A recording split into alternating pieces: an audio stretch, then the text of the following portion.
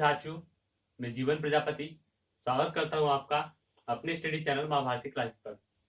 देखिए दोस्तों, हमारा जो इतिहास में चल रहा है अभी, वो चल रहा है हमारा मौर्य वंश। ठीक है, मौर्य वंश का लगभग हम सारा पार्ट जो कवर कर चुके हैं। आज शायद हमारी लास्ट क्लास हो। ठीक है, तो मौर्य वंश हमने काफी अच्छे तरीके से अपना अभी तक कवर किया है। मैं समझता हूँ कि एग्जाम के पॉइंट ऑफ व्यू से हमारी एक भी जानकारी मैंने ऐसे नहीं छोड़ी है इसमें जो कि आपको ना दी हो। ठीक है, तो आज लगभग हमारा जो है लास्ट पार्ट हो जाएगा, या फिर मौर्य वंश आज हमारा समाप्त हो जाएगा। ठीक है, तो देखिए पिछली क्लास में मैंने पढ़ा था मौर्य वंश में, वो पढ़ा था हमने कि मौर्य वंश का प्रशासन के बारे में, मौर्य वंश की प्रशासनिक व्यवस्था के बारे में पढ़ा था।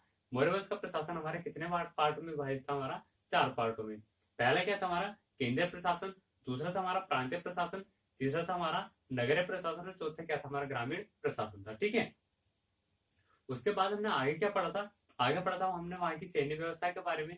सेना वहां पर कितने प्रकार की थी? तो सेना कितने प्रकार की थी? वहां पर 5 प्रकार की। पहली क्या थी हमारी? पैदल सेना, दूसरी घुड़सवार सेना, तीसरी गज सेना, चौथी रथ सेना, और पांचवी जो एक नए प्रकार की सेना थी वो कौन सी थी? हमारी नौ सेना। क्या थी हमारी? नौसेना हमारी 5 प्रकार की थी, जिसको हम क्या कहते थे? जल सेना भी कह सकते थे। ठीक है, और देखिए फिर आगे हमने पढ़ा था वहां की न्याय व्यवस्था के बारे में। न्याय व्यवस्था क्या थी हमारी? न्याय व्यवस्था में जो सर्वोच्च, जो मुख्य न्यायाधीश कह सकते हैं, सर्वोच्च जो है न्यायिक शक्ति किसके पास थी? जो राजा होता था, ये सम्राट होता था। ठीक है, उसके पास सर्वोच्च जो है न्यायिक शक्तियां होती थी। और जो सबसे छोटा हमारा न्यायिक अधिकारी होता था, जो सबसे छोटा न्यायिक अधिकारी होता था, वो क्या होता था? एक जो सबसे छोटी न्यायिक व्यवस्था थी वो क्या थी? हमारी ग्राम में होती थी, गाँव में होती थी। और वहां का जो सबसे छोटा जो एक तरीके से न्यायिक अधिकारी हम कह सकते हैं, किसको कह सकते हैं? जो गांव का मुखिया होता था, जिसको हम क्या कह सकते हैं? ग्रामीणी या फिर ग्रामीण भी कह सकते थे। ठीक है, तो ये सारी बात रही हमारी कल जो हमने कल की अपनी जो क्लास में पढ़ा है उसके बारे में। आज जो हम पढ़ेंगे, आज पढ़ेंगे हम गुप्तचर व्यवस्था, थोड़ा सा और जो आगे का पार्ट कवर करेंगे। तो क्या है कि आज हम इसको अपने मौर्य वंश को पूरा समाप्त कर देंगे। ठीक है, तो दोस्तों अगर आप मेरी पिछली वीडियो देखना चाहते हैं तो मैं आपको डिस्क्रिप्शन बॉक्स में जो भी पिछली वीडियो है हमारी, उसका लिंक प्रोवाइड करवा देता हूँ। ठीक है, और बाकी जो मेरी प्लेलिस्ट है वो सारी क्या इधर आई बटन में आपको दे दी जाएगी। तो वहां से भी आप जा करके जितनी भी अभी तक की वीडियो बनाई गई है या फिर जितनी भी जो है वीडियो कवर की गई है, सारी की सारी वीडियो आप वहां से देख सकते हैं। ठीक है, तो देखिए पढ़ते हैं हम आज के अपने टॉपिक पर। आज क्या पढ़ेंगे हम? सबसे पहले गुप्तचर व्यवस्था, किसकी? मौर्य समय में गुप्तचर व्यवस्था क्या थी। ठीक है, तो देखिए क्या है,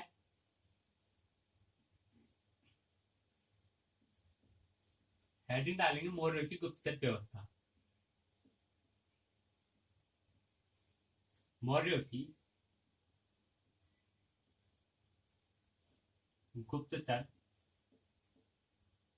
व्यवस्था। ठीक है, देखिए गुप्तचर व्यवस्था है क्या?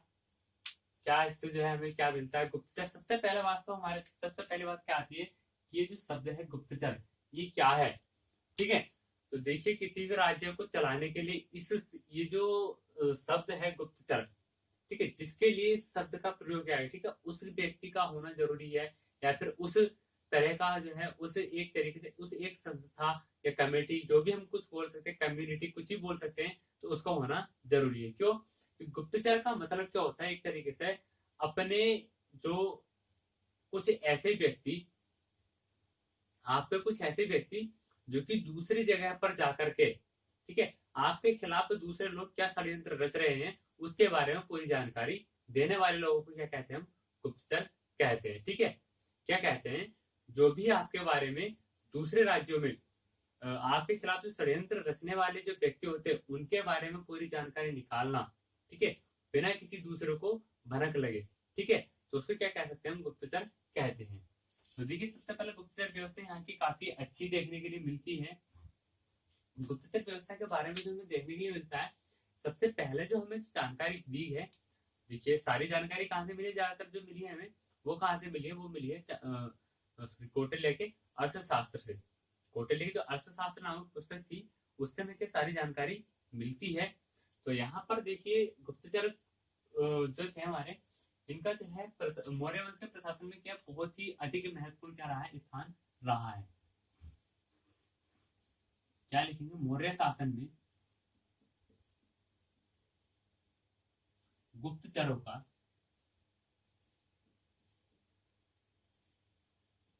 महत्वपूर्ण स्थान रहा है।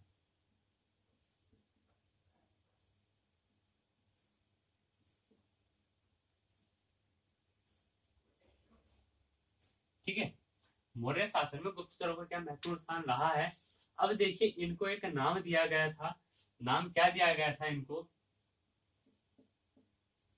गुप्तचरों को नाम दिया गया था। नाम था इनको किस नाम से पुकारा जाता था? वो नाम था गूढ़ पुरुष। क्या नाम था? गूढ़ पुरुष।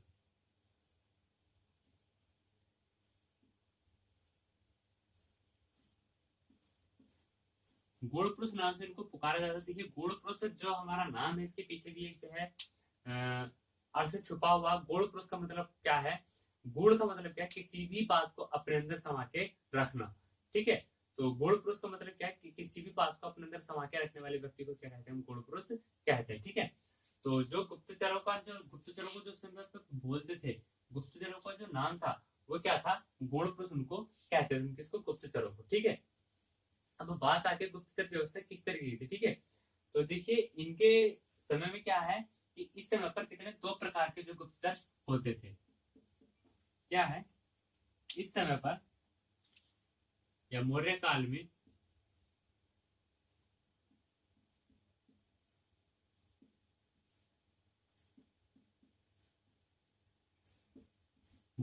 में दो प्रकार के गुप्तचर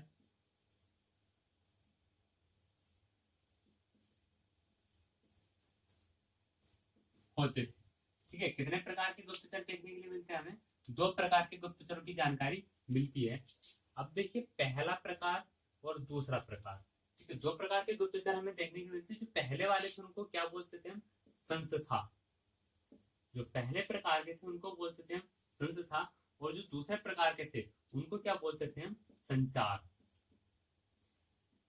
जो पहले प्रकार के गुप्तचर थे उनको क्या बोलते थे हम? संस्था, और जो दूसरे प्रकार के हमारे पास गुप्तचर थे उनको क्या बोलते थे? संचार। अब देखिए, संस्था और संचार क्या है, ये जो है एक तरीके से क्या है, इनको जो डिफाइन करता है कि गुप्तचरों को कितने दो भागों में बांटा गया था।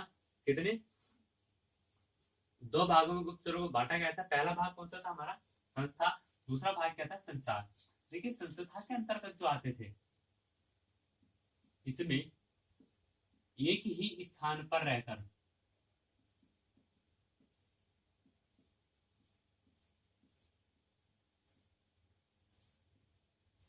संस्था में क्या है, एक ही स्थान पर रहकर जानकारी जो जुटाने वाले थे, रहकर जानकारी प्राप्त करना।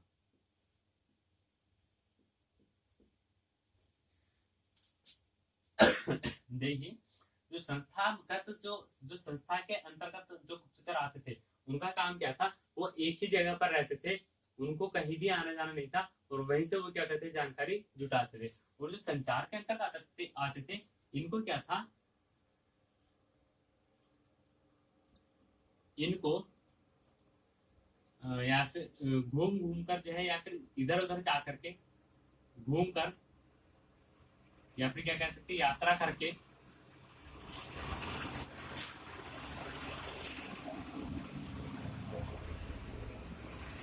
जानकारी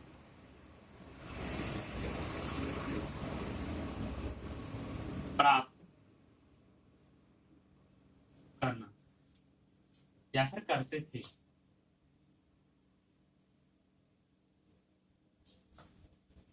ये घूम घूम कर जानकारी प्राप्त करते थे। यानी कि घूमने का मतलब क्या है? एक स्थान से दूसरे स्थान पर जाकर। ठीक है, एक स्थान से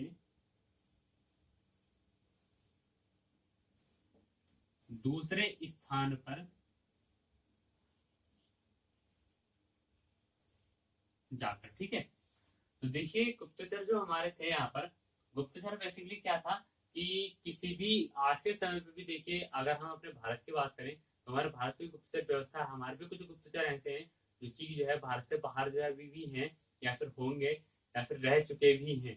एक दो व्यक्ति हमारे पास ऐसे भी जो पहले रह चुके हैं। ठीक है, तो वो हमारे गुप्तचर थे, काफी अच्छा उन्होंने हमारे लिए काम किया है।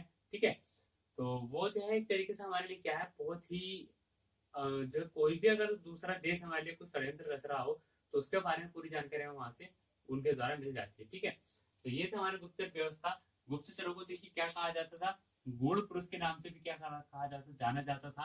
ठीक, और कितने प्रकार के गुप्तचर जो है होते थे, दो प्रकार के। पहले प्रकार क्या था उनका, संस्था। संस्था में क्या होता है, जो गुप्तचर एक ही स्थान पर रहकर क्या करते, जानकारी जुटाते थे, यानी कि उनको एक ही स्थान या फिर एक ही जगह बैठा दिया जाता था और वो वहीं से जानकारी जुटाते थे।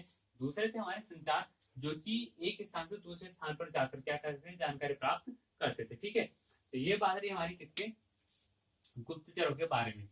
ठीक है, देखिए काफी जो है यहाँ से क्वेश्चन पूछा जाता है, और अगर आपको हमारा सेशन अगर पसंद आ रहा हो तो देखिए लाइक कर दीजिएगा और अपने दोस्तों के पास शेयर भी कर दीजिए। और अगर आप पहली बार हमारे जो है चैनल पर विजिट कर रहे हैं तो देखिए हमारे चैनल को जो है सब्सक्राइब भी कर दीजिएगा, जिससे हमारा कोई भी अगर नया नोटिफिकेशन है तो आपके पास आ जाए और आप उसको जल्द से जल्द देख पाए, सबसे पहले आप उसको देख पाए। ठीक है, तो अगला देखिए, अगला क्या हमारे पास, आगे हम देखेंगे यहाँ पर आर्थिक व्यवस्था क्या है, मौर्य काल की आर्थिक व्यवस्था। तो अगला हेडिंग डालेंगे मौर्य काल की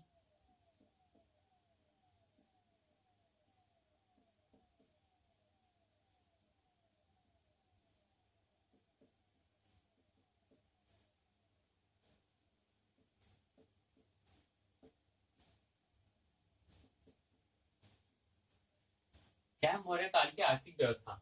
देखिए क्या है यहाँ पर मौर्य काल में जो है जो आर्थिक व्यवस्था थी, मौर्य काल में जो आर्थिक व्यवस्था थी बहुत ही अच्छी तरीके, बहुत ही अच्छी आर्थिक व्यवस्था यहाँ पर देखने के लिए हमें मिलती है। देखिए सबसे पहले क्या है, यहाँ पर हम करों के बारे में जानकारी लेंगे। तो जो यहाँ पर लगने वाले कर थे, मौर्य काल के कर,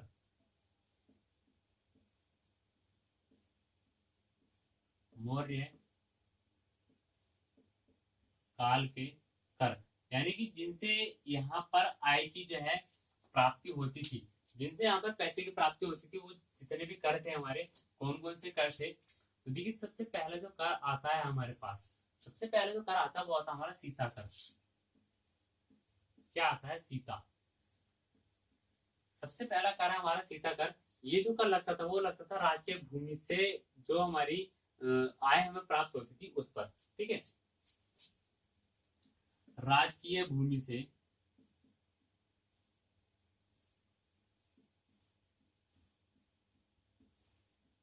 प्राप्त होने वाली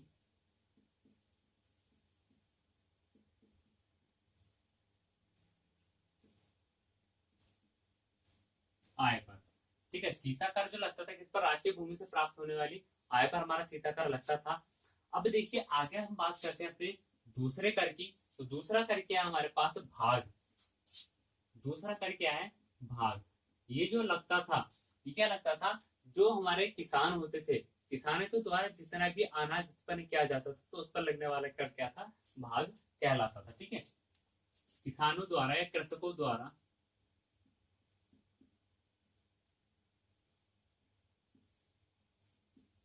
उत्पादित भूमि पर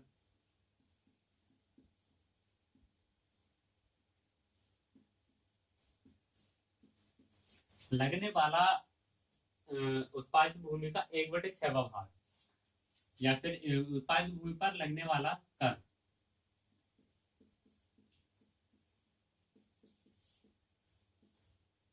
देखिए ये कर होता कितना था, 1/6वां भाग इसमें क्या होता था, लिया जाता था। क्या था, मान लो अगर जो है किसी के पास, अगर हम आज के से जो है कंडीशन से इसको समझ के चले, तो आज के समय पर किसी के पास 6 बीघे जमीन है। ठीक है, तो 1 बीघा का जो उसे जो अनाज देना होता होगा वो किसको देना होगा, वो उसको जो राजकीय कर था उसमें देना पड़ता था। ठीक है, तो ये था भाग। और नंबर 3 पर अगर हम बात करते हैं, नंबर 3 पर आता हमारा प्रवेश्य कर। नंबर 3 पे क्या आता हमारे पास, प्रवेश्य कर। इसे क्या कह सकते हैं हम, आयात कर। प्रवेश्य कर को क्या कह सकते हैं, आयात कर। यानी कि कुछ भी चीज अगर दूसरे देश से हमारे देश में बिकने के लिए आ रही है ठीक है, आज भी कर लगते हैं हमारे। अगर कोई भी चीज किसी दूसरे देश से हमारे देश में बिकने के लिए आ रही है, तो या फिर दूसरे क्षेत्र से हमारे क्षेत्र में बिकने के लिए आ रही है, तो उस पर क्या एक कर लगता था, जिसको क्या बोलते हैं, प्रवेश कर। चौथा कर था हमारे पास निष्क्रम्य कर। निष्क्रम्य।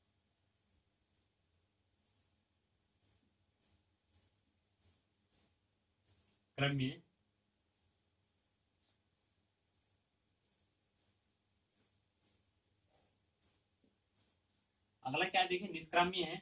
निष्क्रम्य क्या होता था, हमारा निर्यात कर।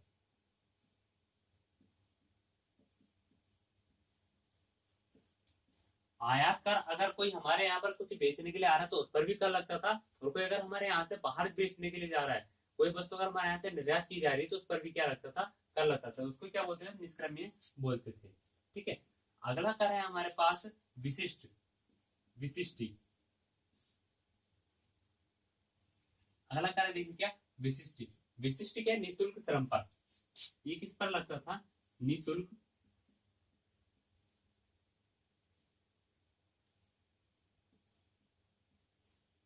श्रम पर। विशिष्टि लगता था निःशुल्क श्रम पर। छठा आता है हमारा अगला आता है हमारे पास नंबर 6। नंबर 6 पर आता है हमारे पास प्रणय। नंबर 6 पे क्या आता है हमारे पास, प्रणय आता है। ये होता था हमारा आपातकालीन कर।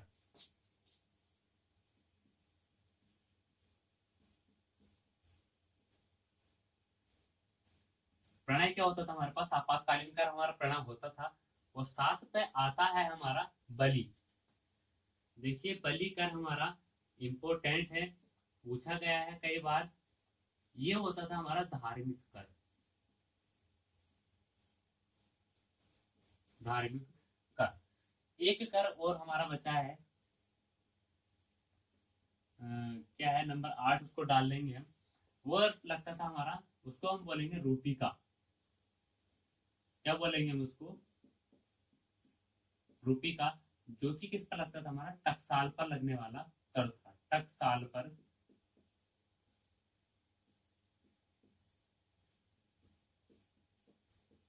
लगने वाला कर क्या कहलाता था, हमारा रूपी का।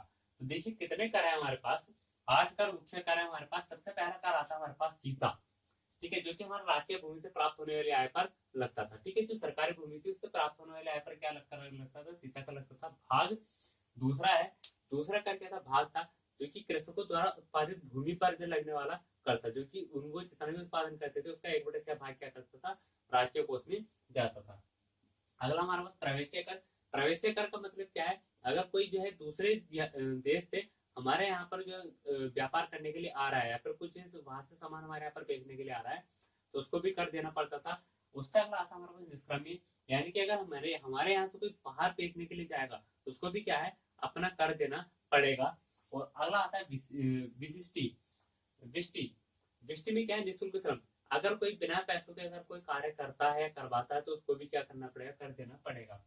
और छठे नंबर पर आता है प्राण।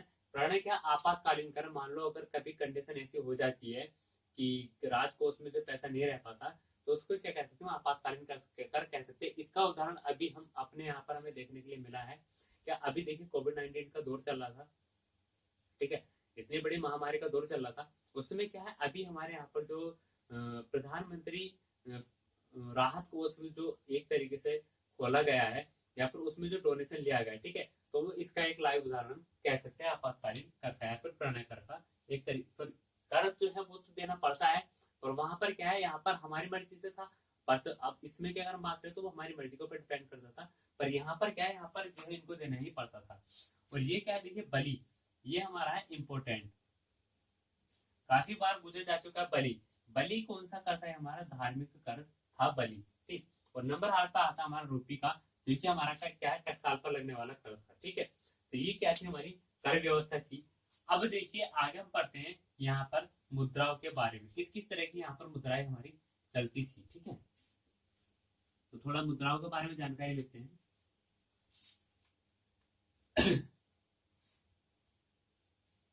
हेडिंग डालेंगे, देखिए मुद्रा।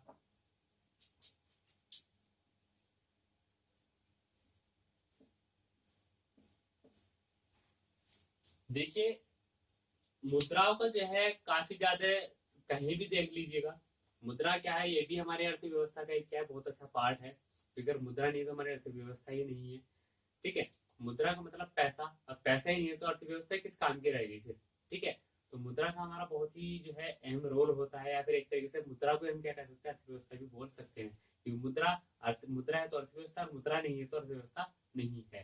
ठीक है, तो देखिए यहाँ पर मुद्राएं थी, मुद्राएं हमारे 3 प्रकार की थी। पहला जो हमारा प्रकार आता है, पहले प्रकार की जो मुद्रा है उसमें नाम आता है हमारे पास धारण, या फिर अगला नाम आता पण, या फिर हम इसको बोलते हैं कर्षापण।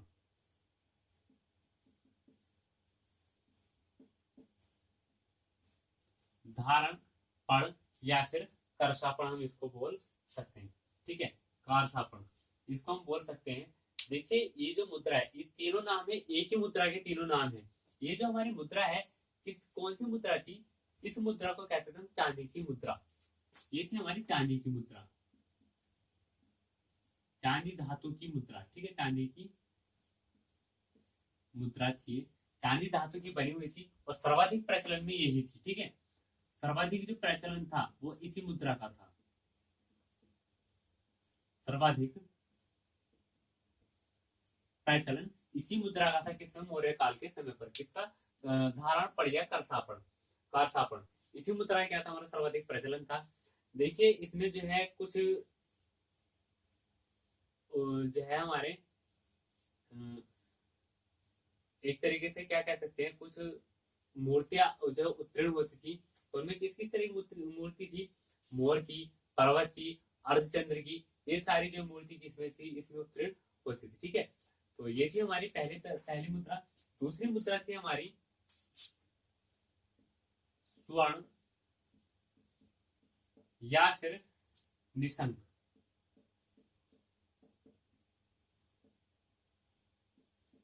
स्वर्ण या फिर निशंक। स्वर्ण या निशंक कौन सी मुद्रा थी हमारी, ये थी हमारी सोने की मुद्रा या फिर सोने का सिक्का।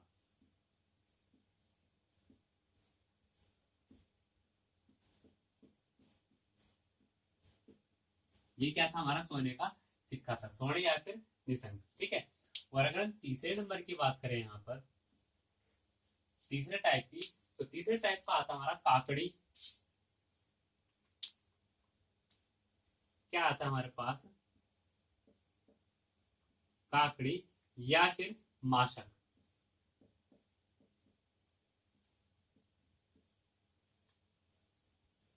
काकड़ी या फिर माशक, ये जो हमारी मुद्रा थी तीसरे नंबर की, ये थी हमारी तांबे का सिक्का, या फिर तांबे धातु की क्या कह सकते हैं इसको, मुद्रा कह सकते हैं, जिसमें क्या है, तांबे का सिक्का हमारा चलता था। तो देखिए जो चांदी का सिक्का होता था उसको क्या कहते हैं, धारण पण या फिर कर्षापण। जो सोने का सिक्का होता था उसको क्या कहते थे हम, स्वर्ण निशंक। ठीक है, और जो हमारे तांबे का सिक्का होता था उसको क्या कहते थे हम, काकड़ी या फिर मासक। प्रश्न अक्सर यहाँ से पूछे जाते हैं कि किस किस समय पर कौन सी मुद्रा चलती थी, या फिर मौर्य वंश में जो निम्न में से कौन सी मुद्राएं चलती थी। अगर हमें मुद्रा का पता है कितनी, 1 2 3 3 तरह की मुद्राएं हैं, और कुल मिला के अगर हम नाम देखें तो 4 और 3 7 हमारे पास नाम होते थे। 7 में से क्या है, धारण, फण और कर्षापण, ये तो हमारी चांदी की मुद्रा हो गई। ठीक है, अगला स्वर्ण और निशंक, ये हमारी सोने की मुद्रा होगी, और अगला उससे 30 नंबर क्या था, काकड़ी या माशक, ये क्या हमारी तांबे की सिक्के हो गए। तो किस कुल मिला के 3 प्रकार की मुद्राएं थी। ठीक है, अगर हमें तीनों प्रकार की मुद्राओं को पता है, और अगर हमारे पास ऑप्शन आता है, कोई अलग से ऑप्शन आता है, तो हम क्या आराम से छांट के लगा सकते हैं। ठीक है, तो इसलिए क्या है, इसके बारे में जानकारी पूरी होनी चाहिए थी।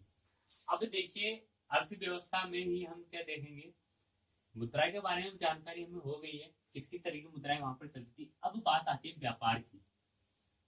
ठीक है, क्योंकि देखिए मुद्रा तो हमारा मेन है, मुद्रा से ही क्या होता है हमारा व्यापार,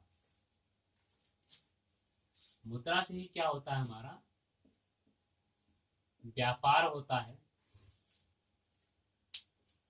ठीक है, अब देखिए व्यापार जो है कई तरीके का हो सकता है। एक तो व्यापार क्या है, आंतरिक व्यापार होता है, जो कि अपने ही देश में होता है। एक क्या होता है हमारा अंतरराष्ट्रीय व्यापार हो सकता होता है, जिससे कि हम अपने क्षेत्र से दूसरे क्षेत्रों में,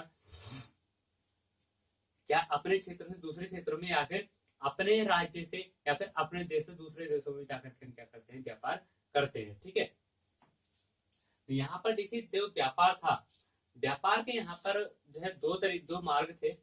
आज क्या हमारे पास, आज तो हमारे पास जो है व्यापार के जो है 3 मार्ग हो चुके हैं।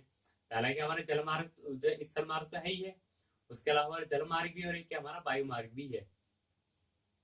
आज के समय पर हमारे पास वायु मार्ग भी है ना, जिससे हम हवाई जहाज के द्वारा क्या है, अपना कुछ भी सामान यहाँ से किसी भी देश में या फिर किसी भी देश से अपने यहाँ पर मंगवा सकते हैं। ठीक है, तो देखिए यहाँ पर जो व्यापार था वो जल व थल दोनों मार्गों से होता था। व्यापार जल व थल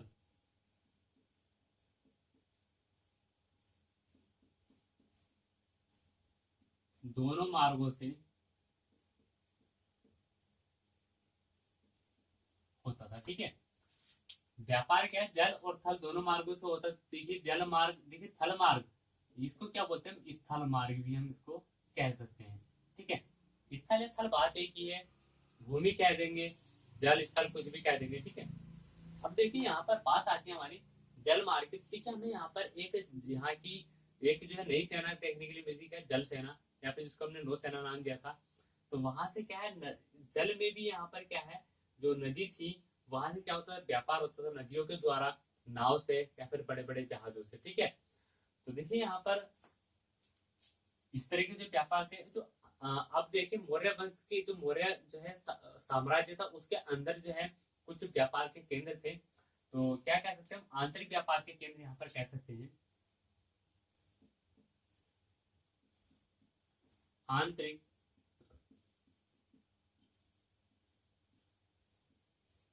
व्यापार के केंद्र देखिए हमारे पास कौन कौन से थे। सबसे पहले नंबर पर आता हमारे पास तक्षशिला। तक्षशिला, ठीक, उसके बाद आता हमारे पास काशी, उसके बाद आता हमारे पास तीसरे नंबर पर उज्जैन,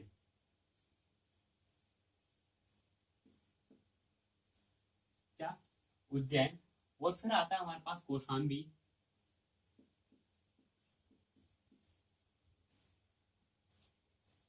पाटलिपुत्र,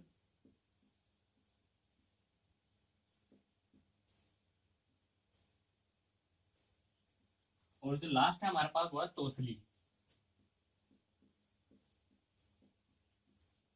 ये हमारे क्या थे, 6 जो थे आंतरिक व्यापार के मुख्य केंद्र थे। आंतरिक व्यापार के क्या कह सकते हैं, उनको मुख्य केंद्र कह सकते हैं।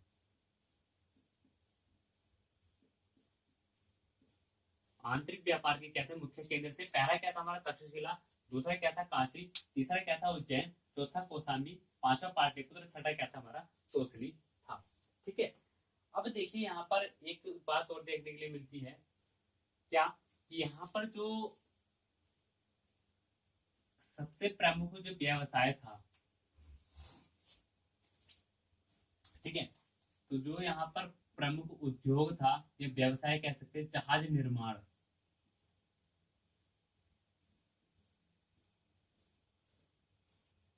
जहाज निर्माण इस समय का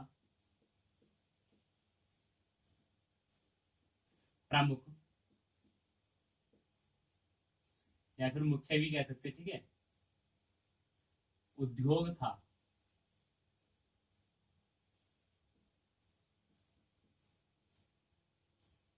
क्या था, जहाज निर्माण। जहाज भी कौन से, हमारे पानी वाले जहाजों का निर्माण। ठीक है, देखिए यहाँ पर अब जब हमारा बात हो रही है कि भाई क्या जहाज जो है जल मार्ग से भी जो है आना जाना था, तो फिर हमारे पास कुछ पोतों के जो हमारे बंदरगाह उनके बारे में जानकारी मिलती है। देखिए हमारा पूर्वी तट पर जो बंदरगाह था, क्या पूर्वी तट पर, पूर्वी तट पर बंदरगाह कौन सा था हमारा, ताम्रलिप्ति।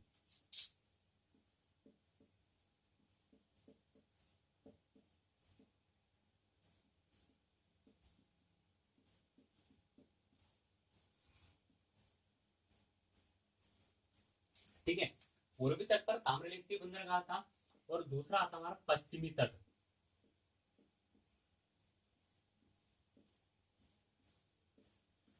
पश्चिमी तट पर जो हमारा बंदरगाह आता वो आता हमारा भृगु कच्छ।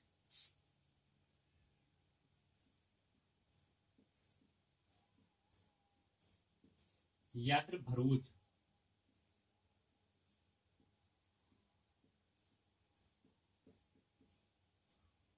ठीक है, तो ये हमारे क्या दो बंदरगाहों के बारे में जानकारी मिलती है। पहला जो ताम्रलिप्ति है, दूसरा क्या भृगु कच्छ या फिर भरूच बंदरगाह। ठीक है, और देखिए अब बात आती है कि हमारा जो व्यापार था सबसे ज्यादा है उस समय पर भारत का व्यापार सबसे ज्यादा किस कौन से देश से था। तो सबसे ज्यादा जो व्यापार था वो हम करते थे रूस से, सॉरी मिस्र से। ठीक है, भारत का व्यापार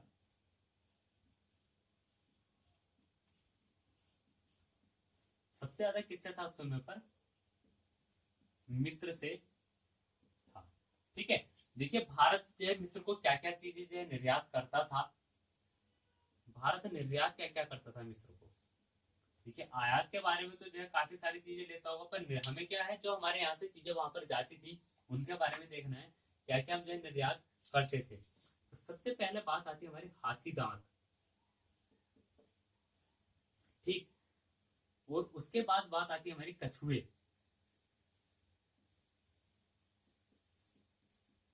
हाथी दांत, कछुए, और फिर अगर हम तीसरे नंबर की बात करें तो मोती।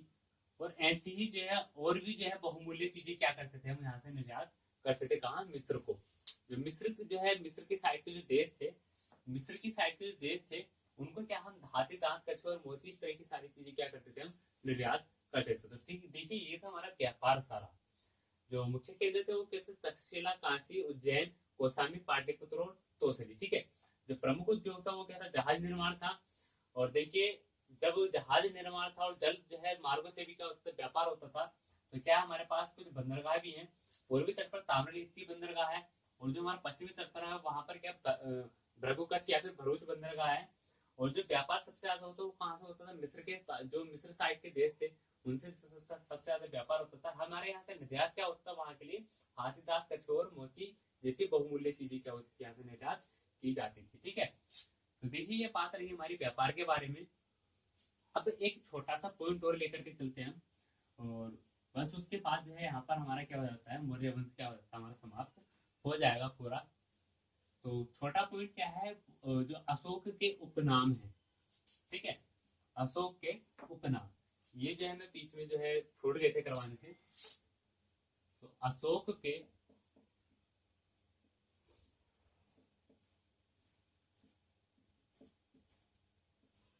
उपनाम, अशोक के उपनाम।